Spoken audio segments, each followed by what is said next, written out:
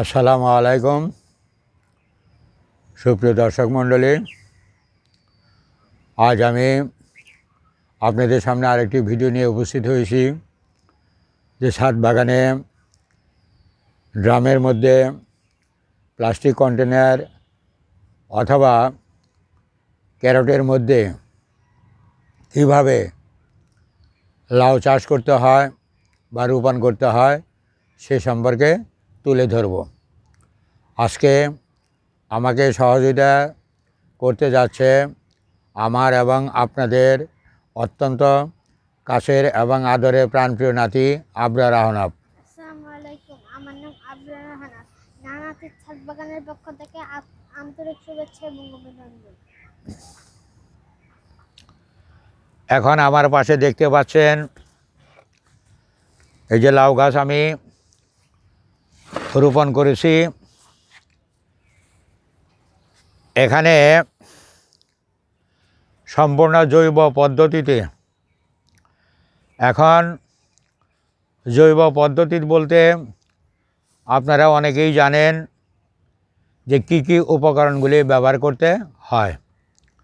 আমি এখানে বেশিরভাগ ব্যবহার করেছি গোবর, ভার্মি কম্পোস্ট, কিচেন কম্পোস্ট, নিমখোল, পাতা পচা সার, চা পাতা, এগুলির সংমিশ্রণে আমি আমার এই চারাগুলি রোপণ করেছি। তবে এই ক্ষেত্রে আমি কোনো প্রকার রাসায়নিক সার ব্যবহার করি নাই, কেননা যেহেতু ছাদ বাগানে নিজের আনন্দে বা মনের আনন্দে ছাদ বাগান করে থাকি, সেই ক্ষেত্রে আমি খুব একটা রাসায়নিক সার ব্যবহার করি না, সম্পূর্ণ জৈব পদ্ধতিতেই ব্যবহার করে থাকি। আর মাঝে মাঝে আমি এখানে খোল পচা তরল সার এবং সবজি পচা তরল সার ব্যবহার করে থাকি। তাছাড়া ছত্রাকনাশক হিসেবে এই লাউ গাছের যে পাতা আছে, পাতার উপর আমি ছাই ব্যবহার করে থাকি, কেননা ছাই হলো গাছের অন্যতম একটি ছত্রাকনাশক উপাদান। কেননা গ্রামে গঞ্জে আমাদের কৃষক ভাইরা যে বেগুন, টমেটো, মরিচ, লাউ বিভিন্ন কিছু চাষবাস করে থাকে, তখন দেখবেন তাদের বাড়ির আঙ্গিনায় প্রচুর পরিমাণ ছাই থাকে। সেই ছাইগুলি গাছের উপর দিয়ে ছিটিয়ে দেয়, যার ফলে আর কোনো প্রকার পোকামাকড়ের আক্রমণ হয় না। তা আমিও কিছুদিন আগে ছাই ব্যবহার করেছিলাম, আবার নতুন করে ব্যবহার করব। আজ থেকে 20-25 দিন আগে আমি এখানে বীজ রোপণ করেছিলাম। সেই বীজ থেকে এই লাউ গাছ আমার এতটুকু হয়েছে। আশা করি আর 15 দিন পরে লাউ গাছ আর একটু বড় হবে এবং ফুল বা ফলে রূপান্তর হওয়ার পথে থাকবে। লাউ গাছের এই জাতটি হলো লম্বা জাত, গোল জাত, অর্থাৎ গোল আকৃতির যে লাউগুলি, সেটি আমি বেশ কিছুদিন আগে রোপণ করেছিলাম। মাঝখানে যে অতিরিক্ত বৃষ্টি বাদল ছিল, সেই বৃষ্টি বাদলে আমার গাছগুলি খুব একটা ভালো হয় নাই, সেগুলি বাদ দিয়ে নতুন করে আবার রোপণ করেছি। কারণ এখন শীতকালে বিভিন্ন শাকসবজি খুবই চাহিদা থাকে। সেইভাবে আমি আমার ছাদ বাগানে প্রতি বছরই টমেটো, বেগুন, লাউ আরও অন্যান্য সবজি লাগানোর চেষ্টা করে থাকি। এখন এই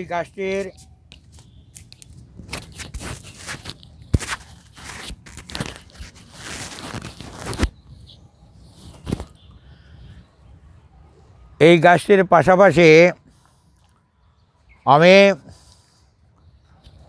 পাশে আরেকটি ড্রামের মধ্যে লাগিয়েছি। তবে এই গাছটি বেশ সুন্দর হয়েছে। তবে সবচেয়ে বড় সমস্যা হলো ছাদ বাগানে এই বিশেষ করে লাউ এবং টমেটো গাছ লাগাতে গেলে এই চড়ুই পাখি এই কচি পাতাগুলি খেয়ে ফেলে। যার ফলে এখানে নেট দিয়ে দিতে হবে। নেট দিলে তখন এই পাতাগুলি খেতে পারবে না, গাছ তখন সবল, শক্তি এবং বলবান হবে।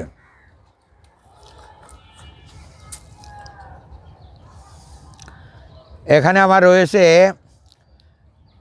1 2 3 4টি গাছ রয়েছে। 4টি গাছই মাশাআল্লাহ আল্লাহর কাছে হাজার শুকর আদায় করি যে গাছগুলি আমার খুব সুন্দর হয়েছে। আমি নিয়মিতই এখানে পরিচর্যা করে থাকি যাতে গাছের কোনো প্রকার যত্নের অভাব না হয় এবং কোনো প্রকার খাদ্যের অভাব না হয়।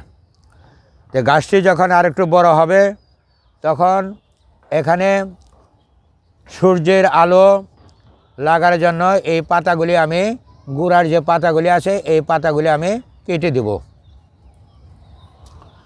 শুধু তাই নয়, আবার এই লাউ গাছের যখন 9টি পাতা হবে, 9টি পাতা হওয়ার পর এই উপরের অংশ যে আগা থাকে এই আগাটা ছিঁড়ে দিতে হবে অথবা পিঞ্চিং করে দিতে হবে। ছিঁড়ে দিলে তখন এটা হলো 1G কাটিং। তখন এই পাশাপাশি এখান থেকে আপনার অনেকগুলো ডালা বের হবে। এইভাবে 1G cutting, 2G cutting, 3G cutting এবং 4G কাটিং পর্যন্ত আমি চলে যাব। তারপর জৈব খাবার দেওয়ার ফলে বিশেষ করে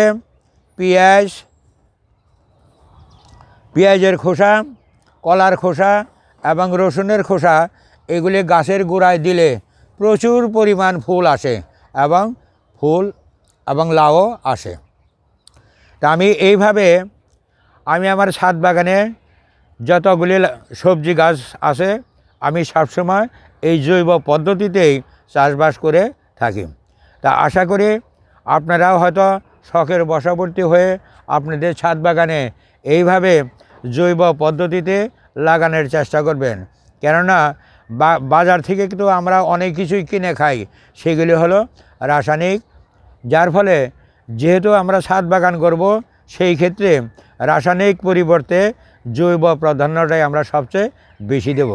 কেননা এই জৈব পদ্ধতিতে আমরা যে ফসল পাবো বা ফল পাবো বা তরি তরকারি পাবো সেটার স্বাদই অন্যরকম এবং খেতেও খুব সুস্বাদু বা মজা লাগে। তো যাই হোক, আমার যদি এই জৈব পদ্ধতি প্রক্রিয়া যদি আপনাদের ভালো লাগে অবশ্যই আমার চ্যানেলের পাশে থাকবেন। আমার চ্যানেলকে বিভিন্ন দিক থেকে উৎসাহ উদ্দীপনা দিবেন। আমি সবসময় চেষ্টা করি নতুন নতুন ভিডিও নিয়ে আপনাদের সামনে উপস্থিত হওয়ার জন্য। কেননা ছাদ বাগান হলো এমন একটা জিনিস যেটি হলো সম্পূর্ণ শখের। তা আরেকটি কথা আপনাদের বলতে হয়, আজকে প্রথম আলো পেপারে একজন ব্যক্তির কৃতিত্ব আমি তুলে ধরি।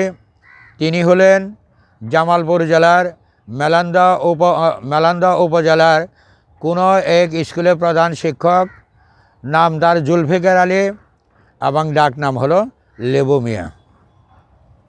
উনি অত্যন্ত গাছপ্রেমিক এবং গাছের উপর ওনার একটি প্রতিবেদন দিয়েছে। ওনার প্রতিবেদন পড়ে আমার কাছে খুবই ভালো লেগেছে। শুধু তাই নয়, আমি নিজেও খুব গর্ববোধ করি এই জন্য। আমার বাড়িও জামালপুর, ওনার বাড়িও জামালপুর। উনি অত্যন্ত গাছপ্রেমিক। ওনার প্রতিবেদন পড়ার পর হালকা একটু আপনাদের সামনে তুলে ধরলাম। আমিও চেষ্টা করব ওনার মতো এরকম গাছপ্রেমিক হয়ে আপনাদের সামনে বিভিন্ন প্রতিবেদন তুলে ধরব। আমার ভিডিওটি যদি ভালো লাগে অবশ্যই পাশে থাকবেন। আজ আমার ভিডিও এখানে শেষ করছি। আপনারা সবাই ভালো থাকেন, সুস্থ থাকেন। আল্লাহ হাফেজ।